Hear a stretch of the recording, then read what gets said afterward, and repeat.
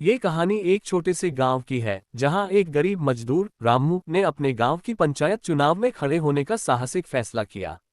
उसका सपना था कि वह अपने जैसे गरीब लोगों की जिंदगी बेहतर कर सके।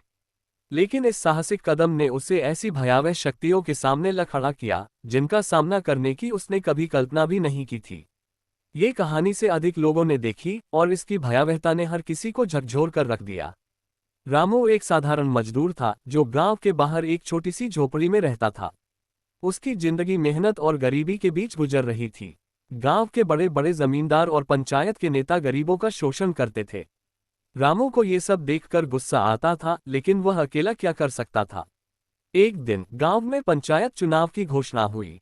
सभी लोग जमींदार ठाकुर बलदेव सिंह के बेटे रघुवर को अगला सरपंच मान रहे थे। लेकिन रामू ने ठान लिया कि वह भी चुनाव लड़ेगा। उसने अपने दोस्तों और पड़ोसियों से बात की और कुछ लोग उसके साथ आ गए। रामू ने दिन रात मेहनत की।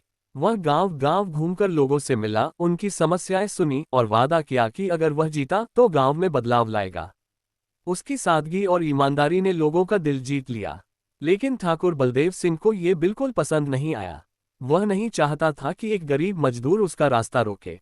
चुनाव के कुछ दिन पहले रामू को अजीब अजीब सपने आने लगे। वह सपने में एक काली छाया देखता जो उसे धमकी देती थी, चुनाव से हट जा वरना तेरा अंत निकट है। रामू डरता, लेकिन उसने हार नहीं मानी। गांव में भी अजीब घटनाएं होने लगीं। रात के समय लोग जंगल से चीखें सुनते। कुछ लोगों ने दावा किया कि उन्होंने एक काली आकृति को गांव के बाहर के पुराने मंदिर के पास देखा। यह मंदिर वर्षों से बंद था और लोग कहते थे कि वहां एक प्राचीन शक्ति का वास है। रामू के समर्थकों में से एक, उसका दोस्त मंगल, एक रात अचानक गायब हो गया। अगले दिन उसका शव जंगल में मिला। उसका चेहरा भय से विकृत था। गांव में दहशत फैल गई। लोग कहने लगे कि यह ठाकुर की करतूत है, लेकिन कोई सबूत नहीं था। रामू को भी डर लगने लगा, लेकिन उसने हिम्मत नहीं हारी। उसने गांव वालों को समझाया, हमें डरने की जरूरत नहीं है। अगर हम एकजुट रहेंगे तो कोई भी हमें नहीं हरा सकता। चुनाव का दिन आया। गांव में भारी भीड़ थी। लोग रामू के पक्ष में नारे लगा रहे थे। ठाकुर बलदेव सिंह ने अपने गुंडों को भेजा कि वे वोटिंग में गड़बड़ी करें, लेकिन गांव वालों ने मिलकर उनका विरोध किया।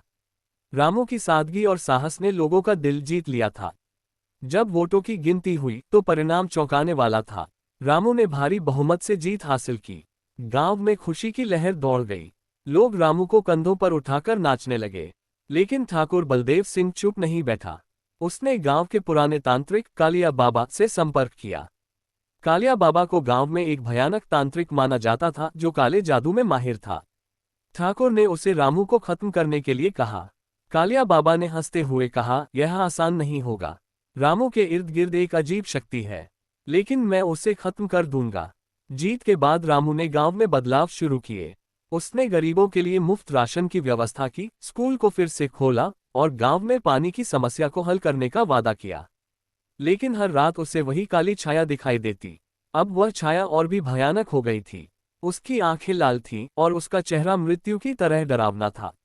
रामू ने अपने दोस्तों को बताया, लेकिन कोई उसकी बात पर विश्वास नहीं करता था। एक रात जब रामू अपनी झोपड़ी में सो रहा था, उसे एक ठंडी हवा का झोंका महसूस हुआ। उसने आंखें खोली तो देखा कि उसकी झोपड़ी के बीच में वही काली छाया खड़ी थी। उसने कहा, रामू, तूने मेरी शक्ति को चुनौती दी है। अब तेरा अंत निश्चित है। रामू डर गया, लेकिन उसने हिम्मत जुटाई और कहा, मैं किसी से नहीं डरता। मैं अपने गांव के लिए लड़ता रहूंगा। अचानक छाया ने एक भयानक चीख मारी और पूरी झोपड़ी हिलने लगी। रामू का शरीर ठंडा पड़ गया और उसे लगा कि उसकी सांसें रुक रही हैं। लेकिन तभी एक चमकदार रोशनी झोपड़ी में फैल गई। ये रोशनी इतनी तेज थी कि काली छाया गायब हो गई। रामू ने देखा कि उसकी मां की पुरानी तस्वीर जो दीवार पर टंगी थी, चमक रही थी। उसकी मां ने उसे बचपन में बताया था कि यह तस्वीर एक पवित्र मंदिर से लाई गई थी। अगले दिन रामू ने गांव के पुराने पुजारी से मुलाकात की। पुजारी ने बताया कि गांव के बाहर का पुराना मंदिर एक प्राचीन देवी का मंदिर है, जिसे ठाकुर के पूर्वजों ने अपमानित किया था।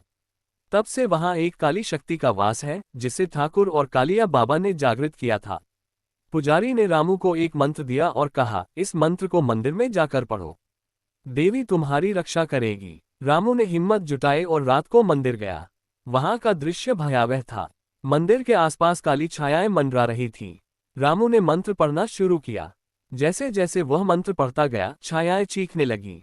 अचानक एक तेज रोशनी मंदिर से निकली और सारी छायाएं गब वो सेकंड।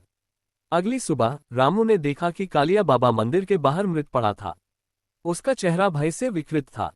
गांव वालों ने बताया कि रात में मंदिर से भयानक चीखें सुनाई दी थीं। ठाकुर बलदेव सिंह गांव छोड़कर भाग गया।